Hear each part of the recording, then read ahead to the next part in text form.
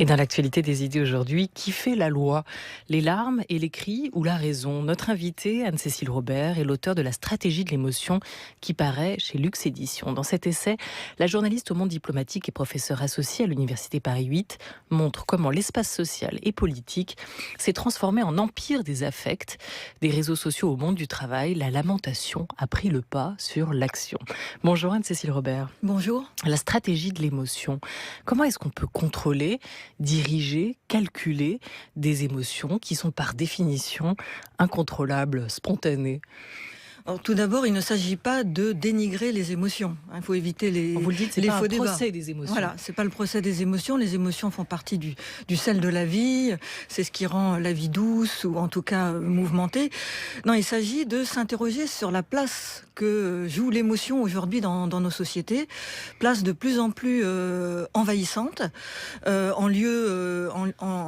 remplace de plus en plus la raison. Et pour répondre à votre question, ce n'est pas forcément le produit d'une intention. Ça peut l'être, quand les hommes politiques ou les femmes politiques essaient de manipuler l'opinion.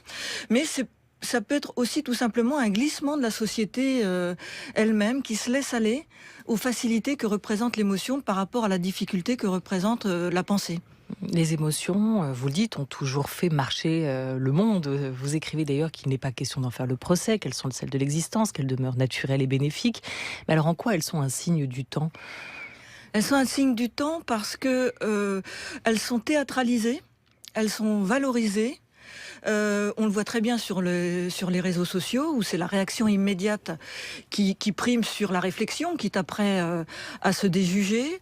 On le voit aussi dans un phénomène comme les marches blanches, qui, si on compare aux manifestations, sont des phénomènes apolitiques, complètement centrés sur l'expression des sentiments, de la douleur, de la compassion, mais qui n'ont absolument aucune revendication. Et l'objet est simplement d'être triste avec d'autres, ce qui peut effectivement remplir une utilité, mais au fond, est-ce que ça contribue à faire avancer la société? Et la marche du monde, et la démocratie aussi, que vous interrogez dans cet ouvrage, Anne-Cécile Robert. Alors, il y a déjà eu une histoire des émotions signée notamment Alain Corbin, Georges Vigarello ou Jacques Courtine. On a vu qu'au fil des siècles, les émotions avaient évolué, pris de plus en plus de place, mais surtout qu'elles n'étaient pas forcément les mêmes, qu'on ne réagissait pas sur le même répertoire. Aujourd'hui, quel est, selon vous, celui qui est privilégié? Quelles sont ces actions qui se déploient sur un registre émotionnel, principalement? L'un des principaux moteurs, c'est le rôle joué par les victimes. Une figure importante dans nos sociétés, c'est la personne qui est victime de quelque chose, que ce soit d'un fait divers ou d'une violence. Et autour de cette victime, on va tenir des discours, faire des mises en scène, alors que peut-être il y a quelques années, on se serait davantage attaché à des héros. Le héros étant celui qui choisit son destin au péril souvent de sa propre sécurité, voire de sa vie. Celui qui agit plus qu'il ne subit une situation. Voilà, la victime, c'est quelqu'un qui subit, et c'est pas forcément à ce titre quelqu'un de bon ou de mauvais, mais on est dans une telle théâtralisation, dans une telle valorisation de la victime, que celle-ci est forcément parée de toutes les vertus. On n'a jamais vu, par exemple, de marche blanche organisée pour quelqu'un d'odieux ou pour un abruti. La victime à laquelle on rend hommage est forcément quelqu'un de bien. C'est presque caricatural. Sur ces marches blanches, justement, pour Mireille Knoll, pour Maëlys, pour Adrien, depuis quelques années, pour rendre hommage et pour protester contre l'injustice, c'était le sens de ces marches blanches. On les a aussi, elles se sont multipliées. Encore récemment, l'émotion était grande à Strasbourg, depuis la disparition le 7 septembre de Sophie Le Tan, une étudiante de 20 ans. La douleur d'une mère. Moment insoutenable pour la famille et l'Assemblée. La peine se mélange à la colère, à l'incompréhension et à l'ignorance de savoir si Sophie Le Tan est toujours en vie. Alors le même mot revient sur les lèvres, solidarité. On est là pour en hommage à la famille, en solidarité et également pour partager la douleur qu'ils puissent ressentir. Je suis maman aussi de 3 enfants et que je me mets à la place des parents de Sophie, pour qui ça doit être très difficile. Chaque participant vient déposer une bougie à côté des fleurs et de l'encens.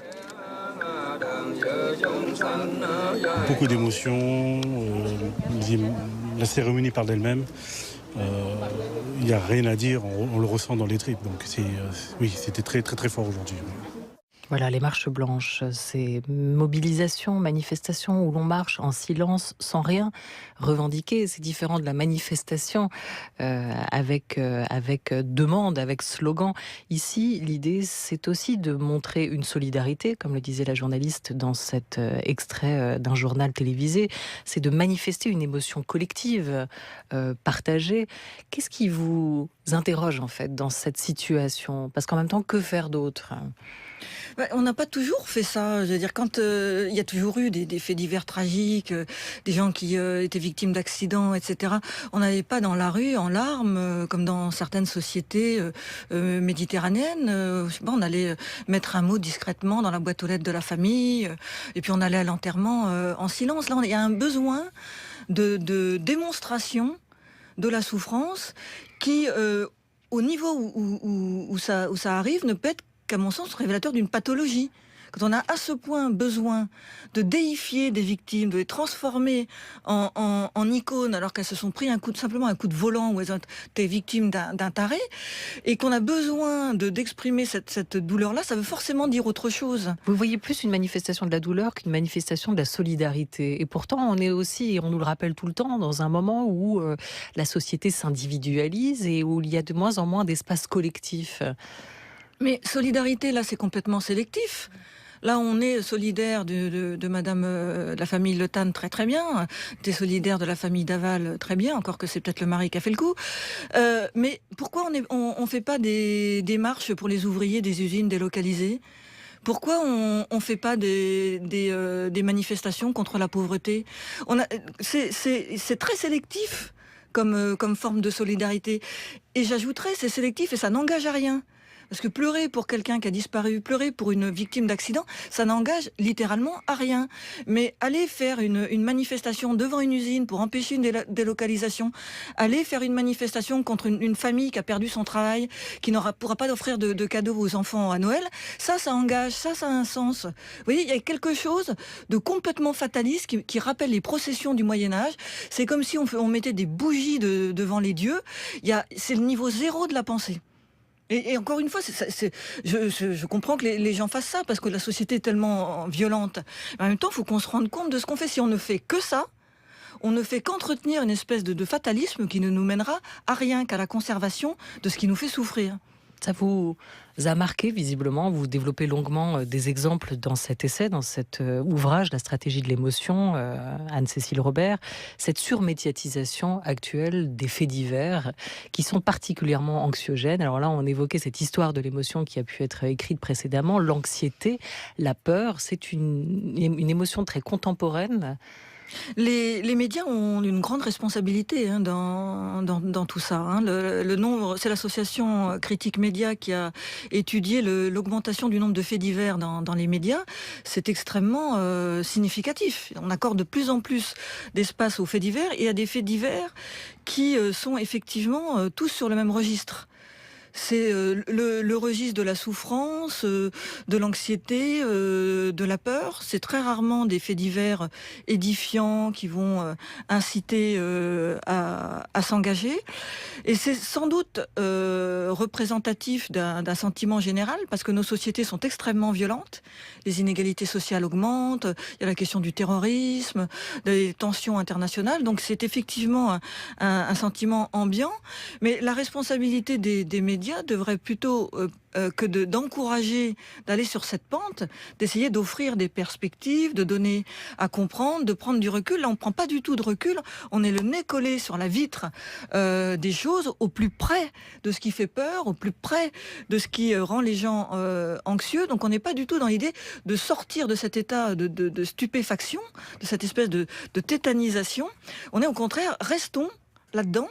Et ce qui conduit finalement à une société tétanisée qui n'arrive plus à se penser et qui est surtout concentrée sur sa douleur. Et alors là, vous donnez l'exemple des médias traditionnels, gourmands de faits divers, mais vous insistez aussi sur le rôle joué aujourd'hui par les réseaux sociaux. Est-ce qu'ils freinent plutôt ce besoin d'émotion collective ou est-ce qu'ils l'accentuent? Est-ce que les réseaux sociaux aujourd'hui nous poussent à surréagir, eux aussi, plutôt qu'à agir? Alors, c'est un vieux débat de savoir si les outils sont porteurs en eux-mêmes de valeurs. On pourrait dire que les réseaux sociaux constituent un facteur d'accélération et une forme de miroir grossissant. Mais cette société narcissique, doloriste, on la voit partout. La manière dont on se comporte dans la rue, dont les gens sont concentrés sur leur téléphone. Les réseaux sociaux ne font qu'amplifier. Cela, je pense pas qu'ils soient par nature mauvais. Et si ils amplifient ce mouvement narcissique et doloriste, c'est aussi parce que notre société, c'est pour ça que c'est intéressant d'être sur France Culture, traverse une crise de civilisation. On a un problème culturel au sens large, c'est-à-dire qu'on ne sait plus très bien ce qu'on veut mettre en avant.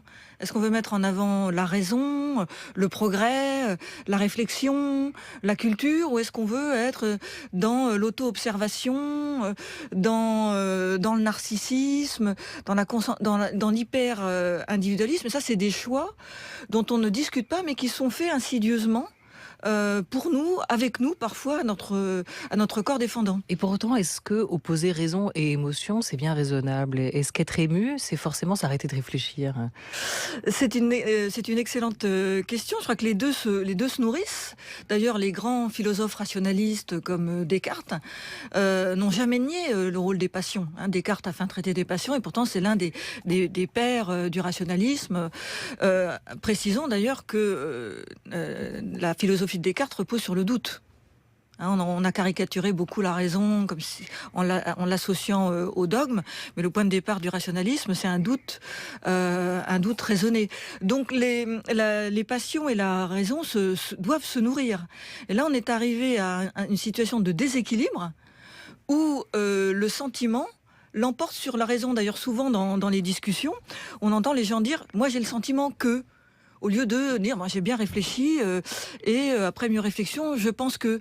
Et du coup d'ailleurs, probablement sur votre antenne également, les gens vont se mettre à commenter tous les faits, même ceux dont ils ne sont absolument pas spécialistes, sur le thème. J'ai l'impression que, j'ai le sentiment que, ce qui montre bien que c'est le ressenti qui prime et non pas la valorisation d'un raisonnement. Parce qu'on est aussi dans une société de l'opinion, c'est parce que tout le monde est appelé à donner un avis, à se forger aussi une opinion sur tout ce qui se passe aujourd'hui. Moi, je suis toujours d'accord avec Bourdieu. L'opinion publique n'existe pas. Bourdieu a écrit des choses très fortes là-dessus dans les années 1970, où il a bien montré que ce qu'on appelle l'opinion publique était une construction sociale faite d'influence, et que ça n'a rien à voir avec le jugement. Et la faculté de juger, l'esprit critique sont des valeurs en perdition en ce moment. Et l'opinion, c'est le règne de l'immédiateté, des courants dont on peut changer au gré de la vague et des humeurs, et au détriment de la faculté de juger et de penser, qui par ailleurs, soulignons-le, est quelque chose que nous avons tous en commun a priori. L'une des raisons pour lesquelles l'invasion de l'émotion est critiquable, c'est qu'elle est le terrain de la subjectivité, donc de la division. Si l'émotion est nécessaire dans la société, si on a besoin de l'exprimer, par exemple quand on rend hommage à Charles Aznavour, c'est un événement important, donc c'est normal, elle ne peut pas être l'alpha et l'oméga de la vie sociale, parce qu'à un moment donné, on a tous des émotions subjectives. Donc si on ne remet pas tout le monde autour d'une table, avec la raison comme outil qui nous permet d'échanger, on va avoir une espèce de cohabitation des émotions et des subjectivités qui va conduire à des formes de tribalisme, voire d'affrontement. Mais ça, vous y travaillez au quotidien, vous qui êtes journaliste au monde diplomatique, à forger aussi et à former l'esprit critique de vos lecteurs. Est-ce que vous tentez aussi d'aller à rebours de ce qu'ils attendent de vous quand vous écrivez dans les pages on essaie de maintenir la flamme d'un certain journalisme de réflexion, c'est-à-dire que quand les services commerciaux nous disent « Oh là là, vos articles sont trop longs, il y a trop de notes », un peu comme dans Amadeus, vous vous souvenez, l'empereur qui va voir Mozart en lui disant « C'est bien, mais il y a un peu trop de notes, si vous pouviez en supprimer ». Donc nous, on a des services commerciaux qui parfois nous disent « Mais il y a trop de notes dans ces articles, etc. » Donc on résiste, on écrit toujours des articles très longs, compliqués, avec des notes abondantes, indépendante pour sourcer ce que nous racontons, et on fait le pari sur l'intelligence critique de nos lecteurs. Et je dois dire, en touchant du bois, c'est-à-dire le sommet de mon crâne, que nous sommes plutôt récompensés, puisque Le Monde diplomatique est un journal qui se porte Très bien, ouais. dans une presse plutôt sinistrée, comme vous savez. Alors vous rappelez dans cet ouvrage La stratégie de l'émotion, qui paraît donc chez Lux Éditions, vous rappelez notamment l'affaire Duval, où les enquêteurs, l'opinion se sont laissés aveugler par les larmes du mari. Il n'avait pu commettre l'irréparable. Voilà ce qu'on s'est dit en voyant son visage, ses larmes, sa tristesse, sa douleur. Et pourtant, si l'assassin, c'était lui ou ce serait lui sur cette affaire-là. Vous en citez d'autres, et on pourrait parler ensemble de cette affaire Jacqueline Sauvage. Récemment, chose rare dans le milieu, un procureur a parlé, ou plutôt il a écrit. L'ex-avocat général du procès Jacqueline Sauvage, Frédéric Chevalier, s'est indigné dans Le Monde de l'utilisation de l'affaire, que cette femme qui a tué son mari, condamnée à 2 reprises puis graciée, soit devenue le symbole des violences faites aux femmes. Il était sidéré, voilà ce qu'il a écrit, par cet emballement de l'opinion, faisant de Jacqueline Sauvage la victime de son mari et celle de l'institution judiciaire. Madame Sauvage, vous êtes accusée d'homicide aggravé sur la personne de votre conjoint. Racontez-nous avec vos mots, qu'est-ce qui s'est passé pour que vous en arriviez là? Il la frappait. À coups de poing, à coups de pied. En quoi tuer un homme désarmé, est-ce de la légitime défense?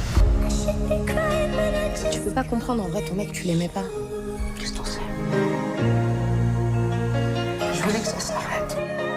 Toute cette violence s'arrête. Ce procès est le procès de toutes ces femmes qui n'ont plus les mots pour décrire leur calvaire.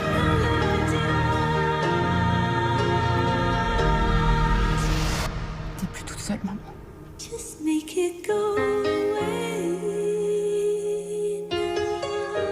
Voilà, il y a eu aussi un téléfilm dont on vient d'entendre la bande-annonce qui a été fait, téléfilm événement de TF1 avec Muriel Robin pour incarner Jacqueline Sauvage. Comment un fait divers peut aussi se transformer? Comment une femme jugée pour le meurtre de son mari peut devenir le symbole de la violence faite aux femmes? C'est aussi ça qu'interroge aujourd'hui ce procureur qui se dit trouver la peine qui a été jugée juste dans cette affaire, et qui est plutôt se dit surpris par la transformation, l'emballement qui a pu suivre le procès et la grâce de Jacqueline Sauvage. On est là face à un phénomène médiatique qui dépasse probablement les acteurs eux-mêmes. Je ne pense pas que Jacqueline Sauvage ait forcément voulu devenir une icône, mais c'est un emballement qui est typique de la simplification contemporaine autour de la figure de la victime. La victime, violence faite aux femmes, est forcément quelqu'un de bien, et on va en faire un symbole, une icône, indépendamment de ce qu'elle peut être elle-même. Et sur cette affaire Jacqueline Sauvage, la justice a dû être extrêmement difficile à rendre, parce que l'un des principes de la justice, vous le savez, depuis l'époque moderne, c'est l'individualisation des peines. On ne juge pas des phénomènes globaux, on juge des individus.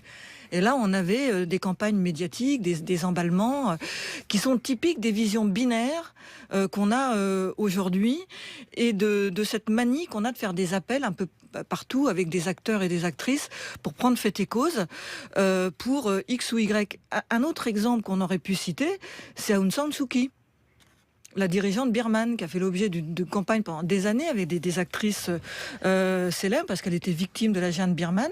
Prix Nobel. Et prix Nobel de la paix, et qui maintenant cautionne tout un tas de crimes à la tête de la Birmanie. Et on est dans des sociétés tellement binaires qu'on n'arrive pas à comprendre que les gens peuvent à certains moments être des victimes, à d'autres peut-être des bourreaux, et que rien n'est simple. Et donc il faudrait se poser les questions comment? Il faudrait les saisir par quel bout? Il faut déjà prendre du recul. Il faut déjà prendre du recul. On n'est pas obligé de prendre position tout de suite, immédiatement, et surtout, Et on peut très bien, à certains moments, dire là, écoutez, je suspends mon jugement, je ne sais pas, il faut que je réfléchisse. En particulier, le devoir des médias, c'est d'appuyer plutôt sur la pédale de frein, plutôt que d'aller tout de suite dans des duplex parfois navrants sur les lieux où c'est pas forcément passé grand-chose, pour alimenter ce qu'on appelle l'opinion publique, et qui est en fait un simple mouvement d'humeur. Alors, qui joue avec nos émotions pour l'instant? Vous avez pas mal pointé les médias, dont vous faites aussi partie et dont je fais partie. Mais je trouvais intéressant que dans l'avant-propos de votre livre, vous ayez choisi l'avocat pénaliste Éric Dupond-Moretti pour préfacer ce texte sur la stratégie de l'émotion. Il écrit « Prendre la défense de votre texte qui détaille sans complaisance les conséquences néfastes sur la liberté d'une époque moralisatrice où le lacrymal est omniprésent ».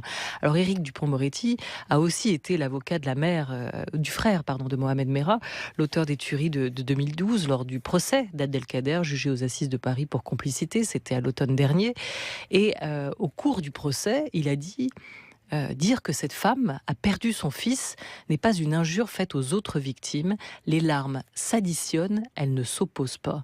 Qu'est-ce que c'était si ce n'est un appel aux larmes aussi pour tenter de mettre l'opinion de son côté, ou en tout cas la cour? Qu'est-ce que c'est sinon un appel à la compassion pour cette mère de Mohamed Merah et d'Abdelkader? Évidemment, je ne suis pas dans la tête d'Éric Dupond-Moretti, mais si on se souvient de l'ambiance, il a peut-être estimé qu'il était un enjeu de rééquilibrer la balance de l'émotion, qui était à ce moment-là, si vous vous souvenez, à fond avec le témoignage des victimes, les médias. Donc il a peut-être senti qu'il fallait essayer de... écoutez, autour de cette table, dans ce tribunal, tout le monde est un être humain, avec des responsabilités qui ne sont pas les mêmes, mais c'est l'humanité en elle-même qui se donne en procès.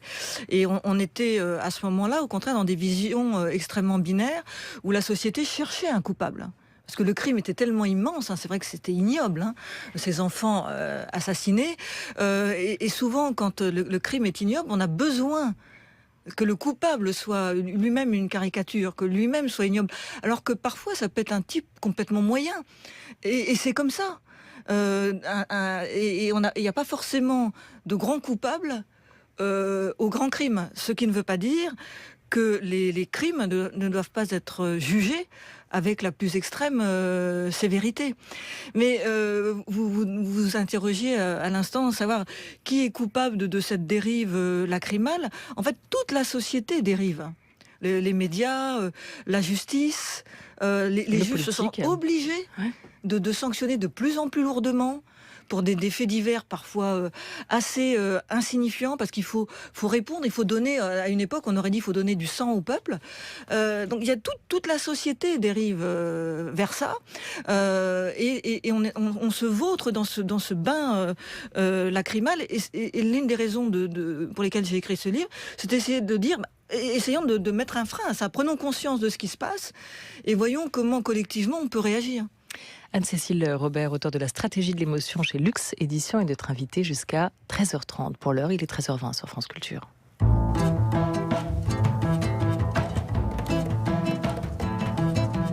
France Culture. La grande table. Olivia Gesbert.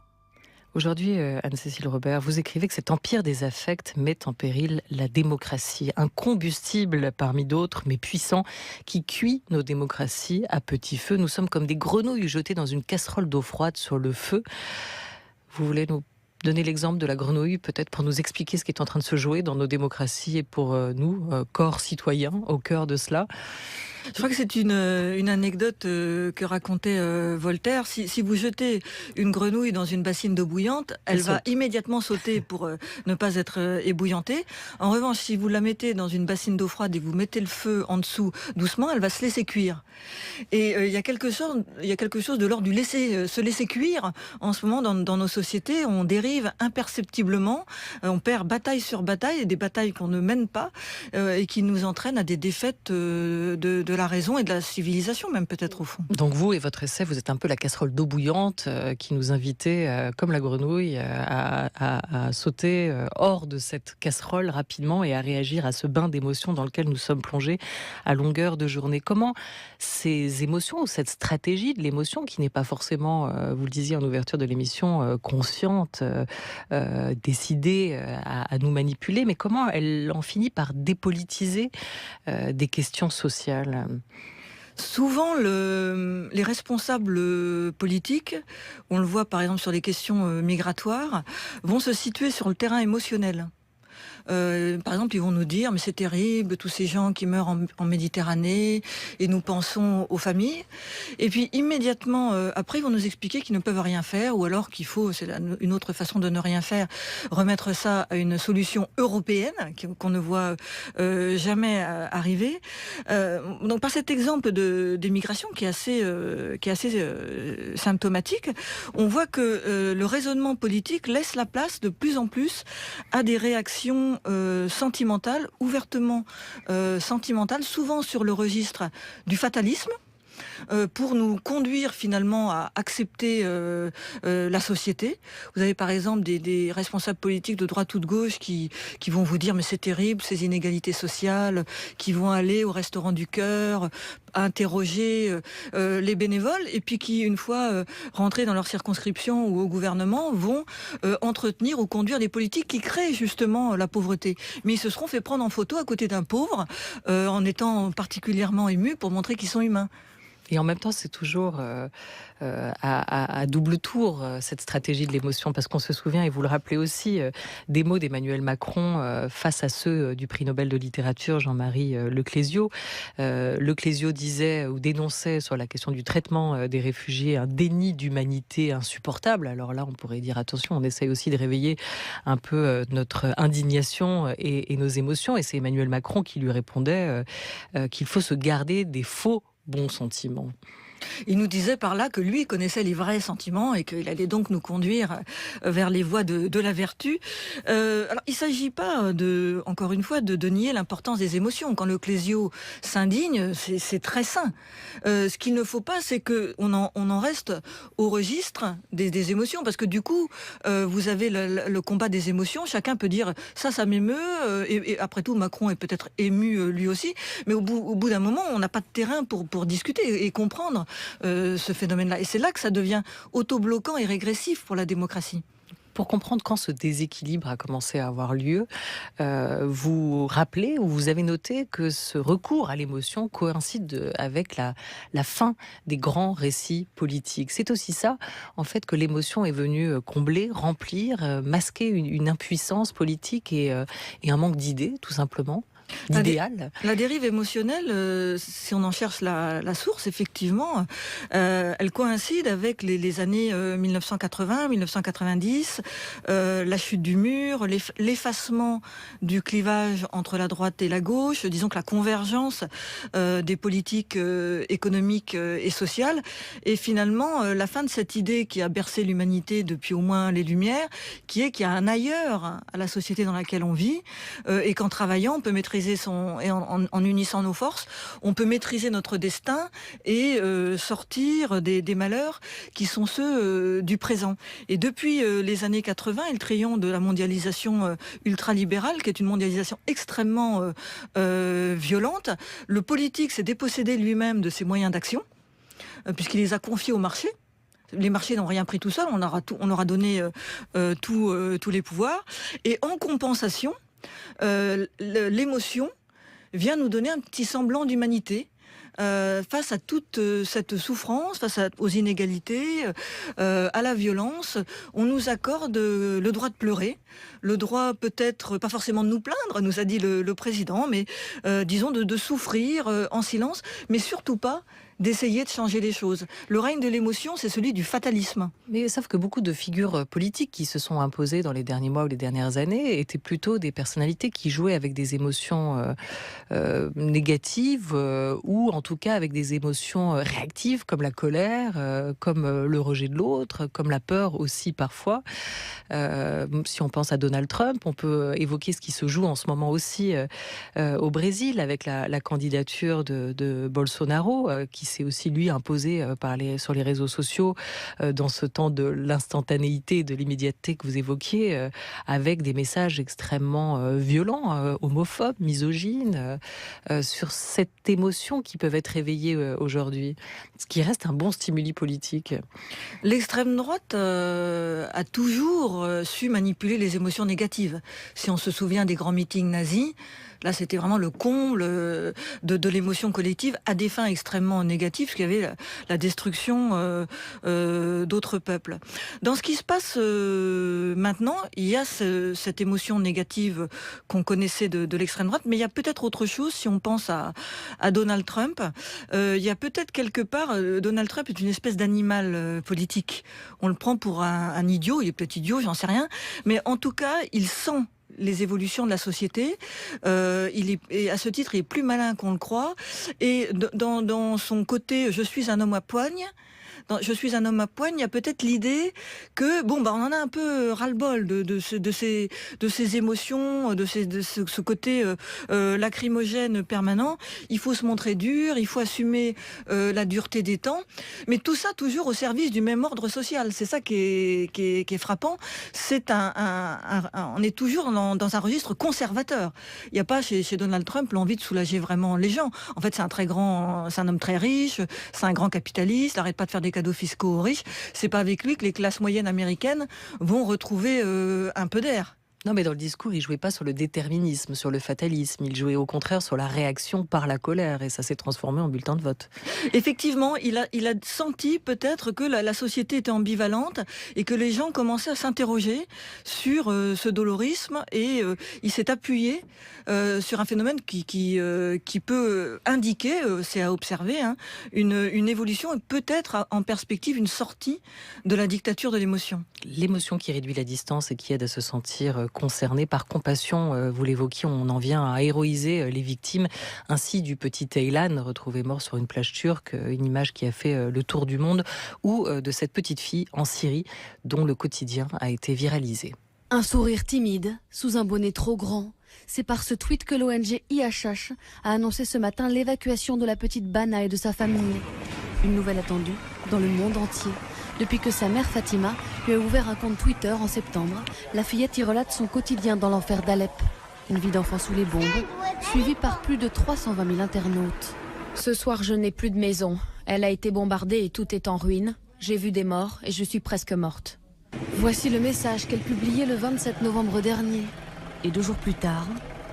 C'est notre maison. Mes poupées chéries n'ont pas survécu au bombardement. Je suis très triste, mais heureuse d'être en vie. Au milieu du chaos, la petite voix demande qu'on prie pour elle. Une supplique qui résonne comme un appel à la paix. Voilà des images qui venaient, des sons aussi, des paroles de Syrie. Qu'est-ce que l'émotion fait aussi à la géopolitique, Anne-Cécile Robert? L'émotion nous empêche de comprendre la géopolitique parce qu'elle transforme tout en affrontement binaire entre bourreaux et victimes. Alors parfois c'est vrai, mais parfois ça n'a rien à voir. C'est quand même au nom de l'émotion, par exemple, qu'on nous a entraînés à aller bombarder la Libye. Parce qu'on nous montrait des villes en ruine et on en a déduit qu'il fallait faire une opération militaire pour renverser Kadhafi. Résultat, on a déstabilisé non seulement la Libye mais tout le Sahel. En Syrie, il y a des villes détruites, mais parfois sous les bombes, il y a des terroristes.